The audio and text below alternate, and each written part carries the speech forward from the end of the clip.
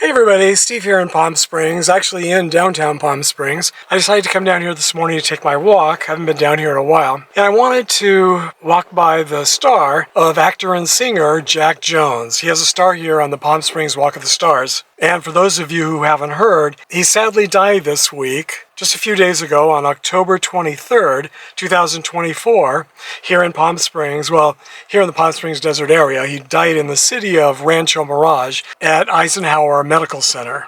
I'm glad he lived to be 86 years old. That's a nice long life. He died from leukemia. I can't think of Palm Springs back in the 60s without thinking about Frank Sinatra, Stephen Eady, Andy Williams, and Jack Jones. They were really staples on the radio back then. My grandparents used to love all of them and played their music all the time on the radio, and so I grew up with that music playing, and they're still my favorite singers from back in the day. Before coming here this morning, I looked online just to see if he has a Find a Grave memorial page yet, and he has a memorial page, but it says his burial spot is unknown, and it's only been a few days, so he may not have planned anything in advance, and I don't know if he's going to be buried here in the desert. I'm guessing it's very likely that he will. I would think either here in downtown Palm Springs in the very small historic cemetery, if he was able to get a plot decades ago, because I think it's completely full now, and everyone buried there purchased their plots years ago. Or he might be buried at Desert Memorial Park,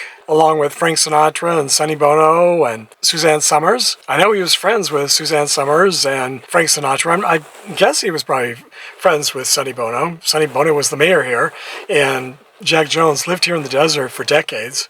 So it's very likely they were all friends. So that would be kind of neat if they were all buried together at Desert Memorial Park. Or he might be buried across the street from Desert Memorial Park at Forest Lawn in Cathedral City. Lots of famous people are buried there as well. So I don't know, but I'll keep an eye out. And if he is eventually buried here in the desert, I'll definitely let you know. I'll definitely visit his gravesite and share it with all of you.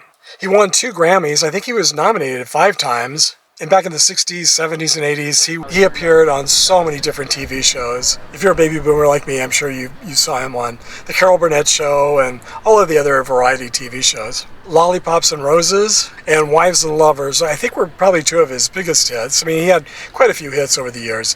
Those are the 2 I remember the most. I still have both of those songs on my Spotify channel, so I listen to them all the time. And for those of you who don't remember those songs, you might remember that he also sang the theme song to the very popular 1970s TV show, The Love Boat. Was it 1970s or was it 1980s? I think it was 1970s, maybe 70s and 80s. And speaking of The Love Boat, Gavin MacLeod, who played Captain Stubing on The Love Boat, is buried at Forest Lawn in Cathedral City.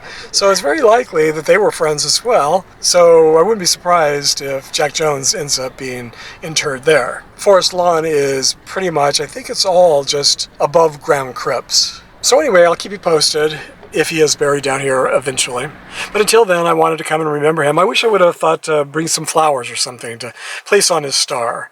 I'm surprised. I was thinking that maybe as I was arriving here and I didn't have any flowers, I thought, well, maybe someone else did. And maybe someone placed flowers at his Palm Springs star earlier in the week.